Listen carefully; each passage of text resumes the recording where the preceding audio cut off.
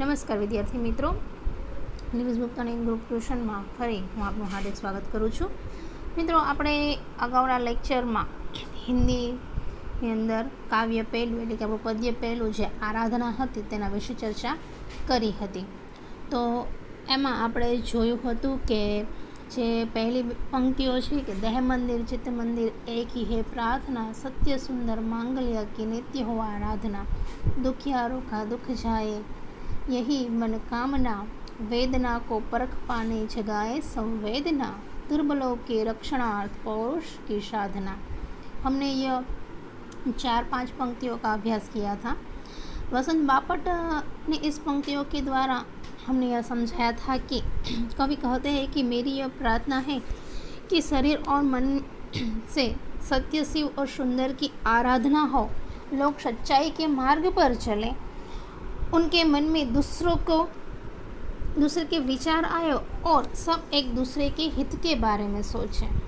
और दूसरी जो पंक्तियाँ है उसमें कवि ने कहा है, कवि ईश्वर से यह प्रार्थना करते हैं कि दुखी लोगों का दुख दूर हो जाए, यानी पीड़ित जो है उसकी पीड़ा दूर हो जाए. फिर तो कि सब लोग उस पीड़ा को समझे, उसका अनुभव करें और दुर्बलों की जो रक्षा के लिए शक्ति और साहस का जो उपयोग हम करें वो उस लोगों के लिए करें. तो यह हमने अगले तास में पढ़ा था. तो आगे की पंक्तियाँ हम पढ़ते हैं. जीवन में नव तेज हो, अंतरंग में भावना, सुंदरता की आस हो, मानवता की हो उपासना, शौर्य पावे धैर्य पावे यही है अभ्यर्थना. यहाँ कवि ने अभ्यर्थना यानी प्रार्थना, जो अभ्यर्थना शब्द है उसका तात्पर्य यह है कि प्रार्थना.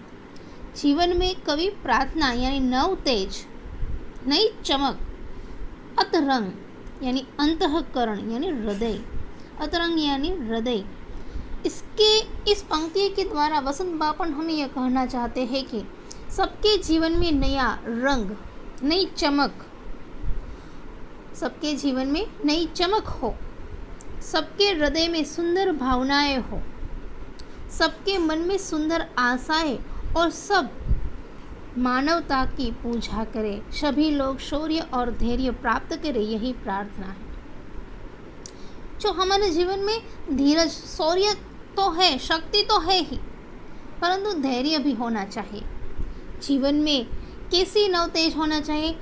कवि कहते कि सबके जीवन में एक नया प्रकाश हो, नया प्रकाश यानी नया सूर्य उगे, नया प्रकाश हो.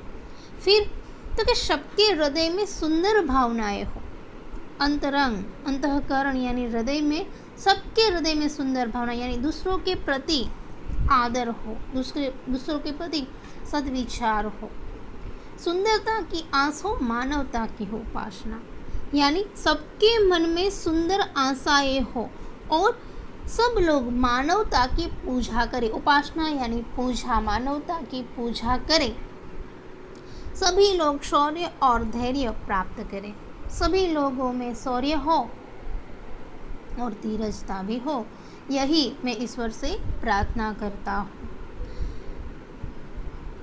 इसकी बात यदि मैं आपको समझाऊँ हमारी मातृभाषा में, तो સૌના જીવનનો પ્રકાશ ફેલાય, સૌના હૃદયમાં સુંદર ભાવના, સૌના મનમાં સુંદર આશાઓ, સુંદર વિચારો અને માનવતાની પૂજા કરે, બધા લોકો શૌર્ય અને ધૈર્ય પ્રાપ્ત કરે, એ જ પ્રાર્થના ईश्वर ने है. तो यह जो पंक्तियाँ है वो हमें यह सीख देती है. उसके बाद वाली जो पंक्तियाँ है, भेद सभी अस्त होवे, बेर और वासना, मानवों की एकता की पूर्ण हो कल्पना, मुक्त हम चाहे एक ही बंधुता की कामना. एक ही बंधुता यानी भाईचारा, बंधुता यानी भाईचारा. हमारे हिंदुस्तान में भाईचारे की भावना होनी चाहिए. हमारा हिंदुस्तान है उसमें एक धर्म नहीं अनेक धर्म है, और इस अनेक धर्म में भी भाईचारा होना चाहिए। भेद सभी अस्त होवे। कवि की इच्छा है, कवि यह कहते हैं कि मनुष्य के बीच के सारे भेदभाव समाप्त हो जाए। भेदभाव यानी कैसे भेदभाव? तो कोई बड़ा, कोई छोटा, कोई ऊंचा, कोई उससे निम्न, तो ऐसे भेदभाव नहीं होने चाहिए।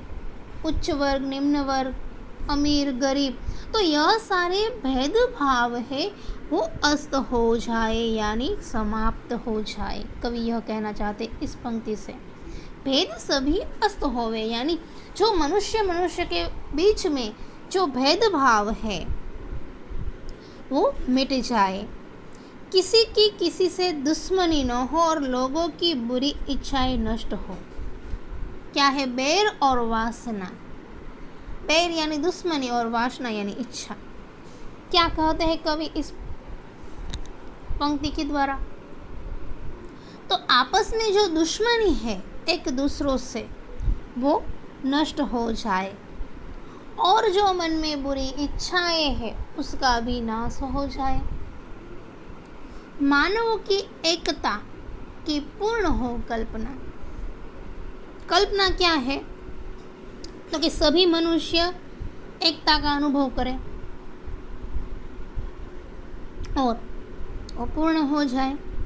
हम स्वतंत्रता और बंधुता की कामना करते हैं, यानी हम स्वतंत्र हो, मुक्त यानी स्वतंत्र हो और हम सब में बंधुता हो, यही हम कामना करते हैं, यानी भाईचारा हो। सभी मनुष्य के बीच भाईचारा हो, नहीं बैर हो, भेदभाव ना हो, दुश्मनी ना हो, कोई ऐसी इच्छाएं ना हो, वो सब नष्ट हो जाए और जो कल्पना है वो एकता की हो। जो मनुष्य कल्पना करना चाहता है वो कल्पना कैसी हो? तो कि एकता की हो, सब स्वतंत्र हो और भाईचारा की भावना सभी के मन में बसी रहे। यहाँ कवि ने अंत में जो बात की है वो बात यह है कि विश्व बंधुत्व विश्व बंधुत्व की भावना यहाँ व्यक्त की गई है, यानी जो समग्र विश्व है वो एक है।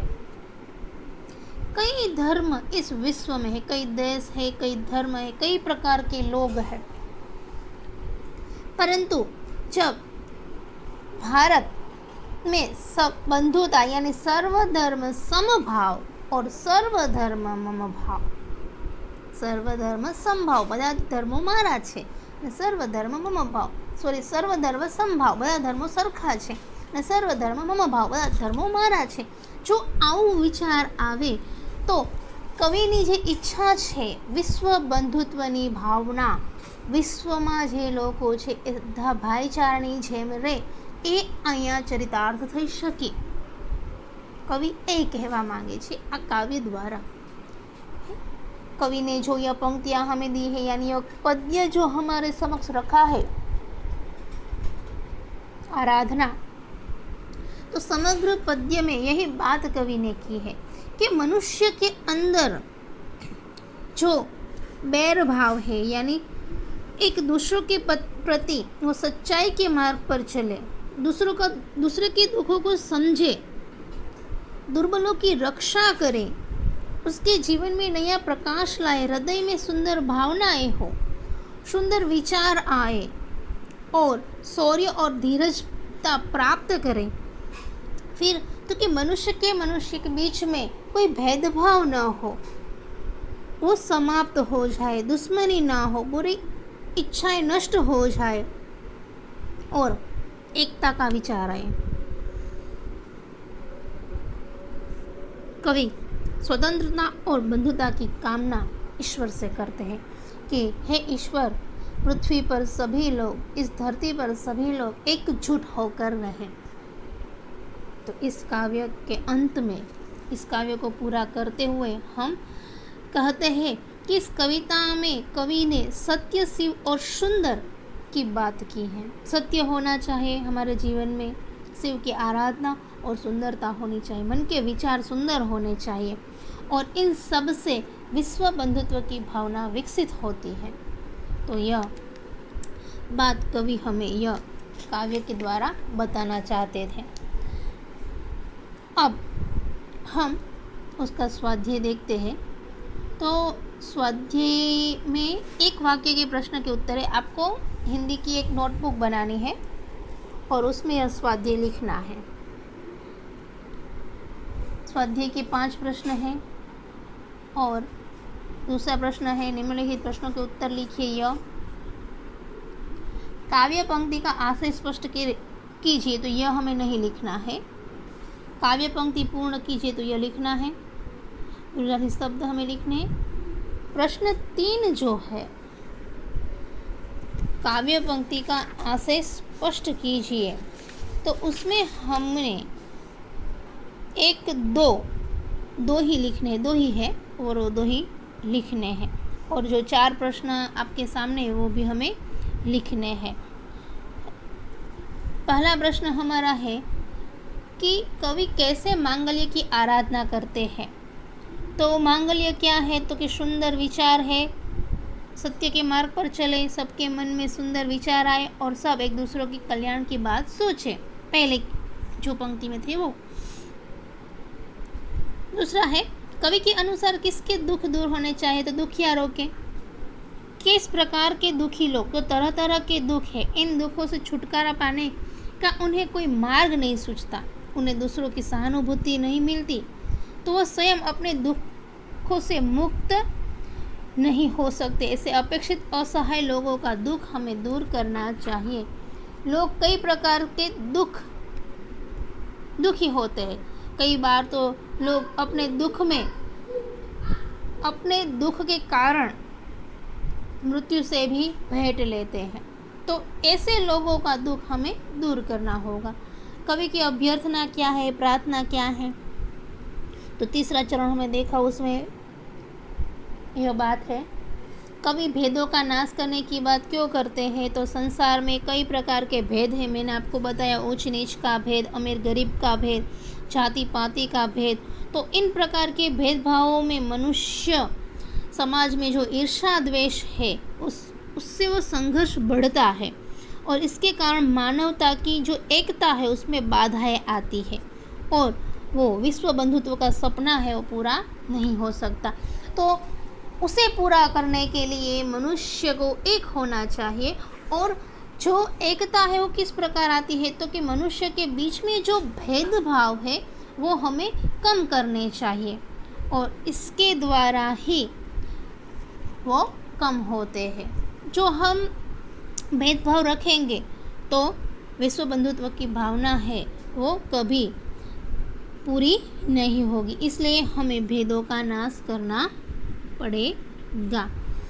तो मित्रों, हमने यह काव्य पूरा देखा। वसंत बापट ने जो काव्य यहाँ आराधना जो रखा है वो सही मायने में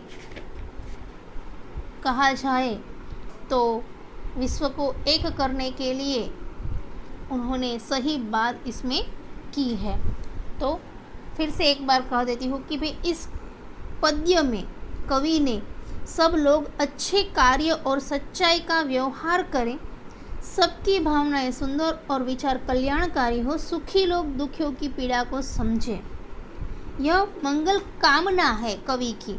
तो मानवता की पूजा क्या है, तो कि लोग सूरवीर और धीर बने, दुर्बलों की रक्षा करें, सारे भेदभाव भूलकर परस्पर मानवता का व्यवहार करें और संसार में सब जगह भाईचारा की भावना हो। एक और मंगल कामना है तो मानवता की पूजा यह है। तो यह बात हमने इस काव्य में यानी इस पद्य में सीखी है। तो मित्रों, यह काव्य हम यहीं पर समाप्त करते हैं और यह तास यहीं पूरा करते हैं। अब हम फिर से नए गद्य के साथ यानी नए चैप्टर के साथ हम दूसरे तास में मिलेंगे। आभार।